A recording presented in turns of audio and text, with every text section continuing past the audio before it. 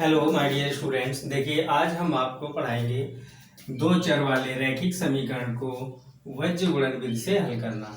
दो चर वाले रैखिक समीकरण, जैसा कि आप जानते हैं, इसको हल करने की बहुत सारी विधियां होती हैं। आज सीखेंगे वज्र गुणन विधि। क्या है वज्र गुणन विधि, क्या इसका फॉर्मूला है, क्या सूत्र है, बहुत ध्यान से देखिएगा। एक बार अच्छे से समझ लोगे, कभी भूलना नहीं है। देखिए दो समीकरण रहते हैं इसमें। पहला समीकरण ax plus b y plus c बराबर 0, और सेम हमने लिख रखा है दोनों। अब देखिए ये पहला है तो इसमें क्या करेंगे, 1 और 1 लगा देंगे। क्या हो जाएगा, a1x b1y और c1 बराबर 0, तथा दूसरे के लिए a2x plus b2y plus c2 बराबर 0। इस तरीके से दो समीकरण मुझको बेसिक रूप में लिख रखे हैं हमने। अब इनसे हम फॉर्मूला बनाएंगे या आपको फॉर्मूला बताएंगे कि वज्र गुणन विधि के लिए सूत्र क्या है। फॉर्मूला है इसका, देखिए a1 b1 c1 a2 b2 c2, ये क्या है, ये x y के गुणांक हैं। c तुम्हारा c1 c2 क्या है, अचर।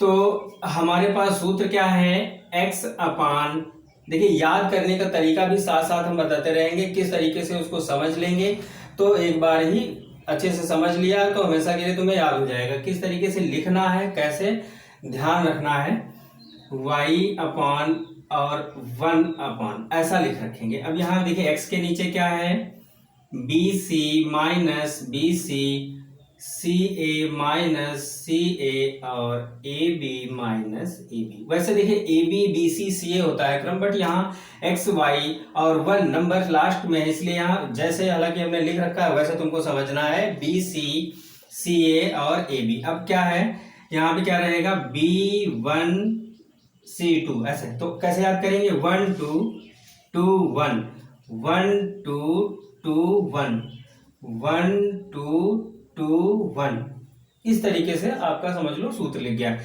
ये हमने बता रखे हैं कि गुणांक है, गुणांकों के बीच में ये वैल्यू रखने के बाद जब इसका कैलकुलेशन किया जाएगा तो आपको आंसर फाइंड हो जाएगा, इस समीकरण का हल प्राप्त हो जाएगा। बट देखिए इसको सॉल्व करने से थोड़ा सा पहले एक चीज हम समझ लेंगे कि जो हमारे दो समीकरण के बीच में ये गुणांक हैं, इनके बीच एक रिलेशन होता है जिससे हम ये बता पाते हैं कि समीकरण के जो हल हैं या नहीं है या कितने हल हैं, तो उसको जानना थोड़ा सा जरूरी है। जैसा कि हमारी एक्सरसाइज 3.5 में भी बोला गया है कि देखिए पहले चेक करना है, अगर इसका एक यूनिक हल होता है, अभी हम बता रहे हैं, तभी हमें सूत्र यूज करना है, अन्यथा नहीं। तो उसके लिए क्या होता है, 3 तरीके से शर्त हमको समझनी है। पहली शर्त क्या होती है, यदि a1 बटे a2 इक्वल टू b1 बटे b2, नॉट इक्वल टू, ये इसके इक्वल में नहीं है, पहली कंडीशन बता रहे हैं। तो क्या होता है, तो जो समीकरण का युग्म रहेगा, दो समीकरण रहेंगे उसका, तो समीकरण का एक अद्वितीय हल होता है। अद्वितीय मतलब एक यूनिक हल रहता है जो हमें फाइंड करना होता है, अद्वितीय हल होता है। अगर दूसरी शर्त क्या है, यदि a1 बटे a2 बराबर b1 बटे b2 but not equal to c1 upon c2। देखिए हमने जिस तरीके से लिख रखी है, क्रम हमने चेंज किया हो या जैसे हम बता रहे हैं वैसे आप समझिएगा, कोई प्रॉब्लम नहीं आएगी। a1 बटे a2 ये वाला पहले बराबर नहीं था, अभी क्या हो गया, a1 बटे a2 बराबर b1 बटे b2, इसके ये नॉट इक्वल टू, यहाँ क्या हो गया, इक्वल। बट अब हम C को भी रिलेशन यानी C1 और C2 का भी अनुपात देखेंगे, बट वो बराबर नहीं है, दो अनुपात एक जैसे आएंगे बट तीसरा नहीं आएगा। तो हम कहेंगे कि समीकरण या समीकरण युग्म का कोई हल नहीं है। यानी इस दशा में देखिए कंडीशन आगे भी हम लोग एक्सरसाइज में पढ़े हैं, इसके लिए इसमें क्या होता है, रेखाएं जो बनती हैं उनका जो ग्राफ बनाया जाता है वो समांतर रहता है, इसलिए उनका कोई हल नहीं होता है। तो हमें इस एक्सरसाइज में हालांकि इतना समझना है, अभी नेक्स्ट वीडियो में आपको वो चीज मिल जाएगी। देखिए तीसरा ये क्या है, यदि यदि A1/A2 equal to B1/B2 is equal to C1/C2। मतलब यहाँ जो है A1/A2 जो अनुपात आएगा, B1/B2 जो आएगा और C1/C2, तीनों अनुपात एक जैसे आएंगे। जब तीनों अनुपात एक जैसे आएंगे, इक्वल रहेंगे, तो इस दशा में समीकरण युग्म का जो रहते हैं आपके समीकरण का अनेक हल होता। क्या कहा जाता है? अपरिमित रूप से अनेक हल है, समीकरण के अनेक हल होते हैं या होंगे, अनेक हल फाइंड होते हैं। तो देखिए हम अभी सूत्र आपको पढ़ना है, इसका यूज कैसे करना है। तो देखिए इसके लिए दो समीकरण दिए हैं। एक्सरसाइज 3.5 एक्सरसाइज खोलिए और देखिए क्वेश्चन नंबर 1। क्वेश्चन नंबर 1, पहला समीकरण है x minus 3y minus 3 equal to 0, x minus 3y minus 3 equal to 0, तथा दूसरा समीकरण है 3x minus 9y minus 2 equal to 0। ऐसा दो समीकरण दे रखे हैं, दो समीकरण रहेंगे, एक इस रूप में और एक इस रूप में करके हम क्या करेंगे, उनके गुणांक फाइंड करेंगे। पहले देखिए A1, B1 और C1 इनको निकालेंगे और दूसरे समीकरण से A2, B2 और C2 की वैल्यू फाइंड करेंगे। अब बताइए आप A1 क्या है, वैल्यू निकालना आता है आपको। x का गुणांक जो रहता है वो A1 बोला जाता है या A बोला जाता है, जो y का गुणांक होता है वो B बोला जाता है। पहला समीकरण है इसलिए 1 लगा रखे हैं, तो यहाँ से A1 का वैल्यू क्या हो जाएगा 1, B1 का वैल्यू क्या हो जाएगा -3 और C1 का क्या हो जाएगा -3 आंसर, दोनों जो है -3। देखिए चिन्ह के साथ में उसका वैल्यू पुट करना रहता है। ऐसे ही A2 का वैल्यू इस समीकरण से क्या निकल के आएगा भैया मेरे 3 -9 एंड -2। इस तरीके से हमने वैल्यू इनकी नोट कर ली है। अब देखिए इसको जैसा कि क्वेश्चन में भी बोला गया है कि पहले इसके गुणांकों यानी हमको चेक करके ये बताना है कि इसके कितने हल हैं। अगर वो अद्वितीय हल है तभी हमें सूत्र यूज करना है और इससे उसको हल देना है, ठीक है। तो देखिए पहले हम क्या करेंगे, A1/A2 अनुपात निकालेंगे। A1 का वैल्यू 1, A2 का वैल्यू 3, आगे कुछ नहीं होना है इसमें, 1/3 आ गया। अब निकालेंगे B1/B2, तो B1 का वैल्यू -3, B2 का वैल्यू -9, ये माइनस भी कट हो जाता है, 3 1 जा 3 एंड 3 3 जा 9, ये भी कट हो जाएगा। तो देखिए A1/A2 1/3, B1/B2 1/3। अगर ऐसा होता है तो हम C को भी चेक करते हैं, यानी C1/C2। देखिए C1 का -3 एंड C2 का -2। अब देखिए यहाँ पे कुछ माइनस तो काटा जा सकता है बट कोई नंबर नहीं कटेंगे, तो 3/2 हो जाएगा या रह जाएगा। तो देखिए यहाँ पे क्या फाइंड हुआ है, A1/A2 का अनुपात 1/3, B1/B2 का 1/3, बट C1/C2 का जो रेशियो आया है वो 3/2 है। इट मीन्स कौन सी कंडीशन लग रही है, कौन सी देखिए शर्त फॉलो हो रही है यहाँ पे, सेकेंड क्या है लिखेंगे ही है यहाँ A1/A2 equal to B1/B2 but not equal to C1/C2। अतः क्या रहेगा, इस समीकरण युग्म का कोई हल नहीं है, अतः इसका कोई हल नहीं है।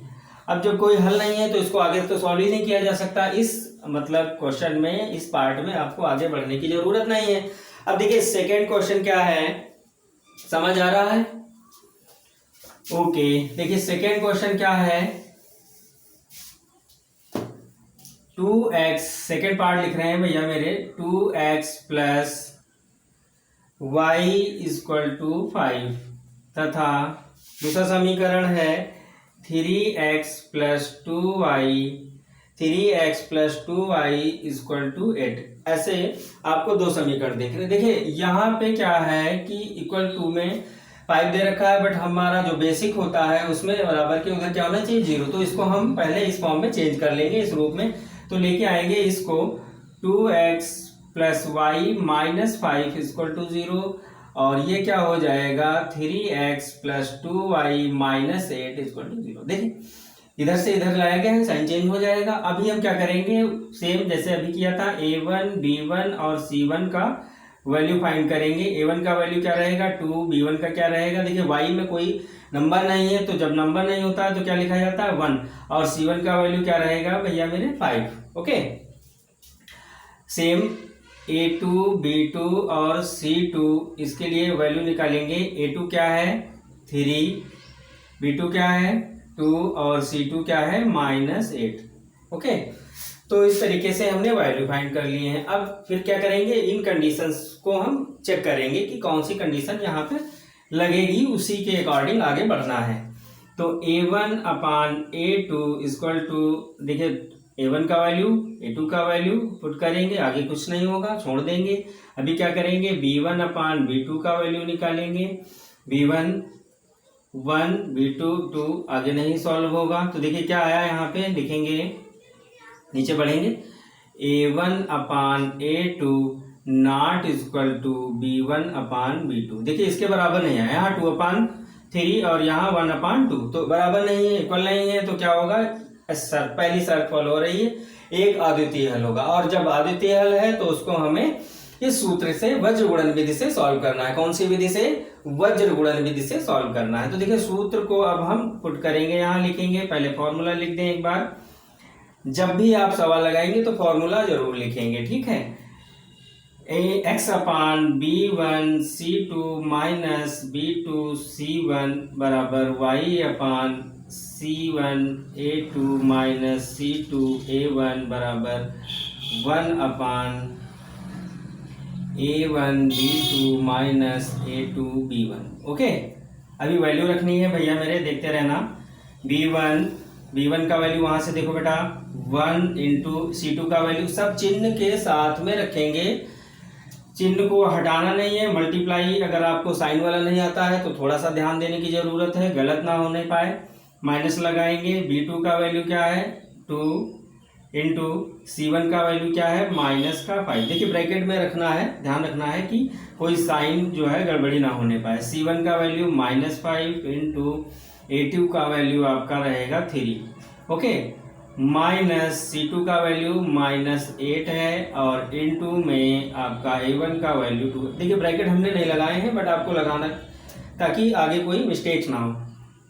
1 अपान a1 का वैल्यू क्या है 2 इंटू b2 का वैल्यू क्या है 2, माइनस a2 का वैल्यू है आपका 3 इंटू b1 का वैल्यू है 1। ओके, अब क्या करेंगे हम x अपान, इनका मल्टीप्लाई करेंगे ध्यान से, 8 बन जाए 8 -8 माइनस, देखिए 5 के साथ में यहाँ हो जाएगा प्लस का ये 10 equal to y upon minus का 15 माइनस, देखिए 8 के साथ था, एक सूत्र वाला माइनस है आपका, तो हो जाएगा प्लस 8 2 जा 16, और इधर 1 अपान 2 2 जा 4 माइनस 3 बन जा 3। ओके, अब क्या करेंगे, इनको देखिए साइन के अकॉर्डिंग सॉल्व किया जाएगा, जोड़ना है या घटाना है चिन्ह बताते हैं, उसी के अकॉर्डिंग करेंगे। x अपान या 2 इक्वल टू y अपान,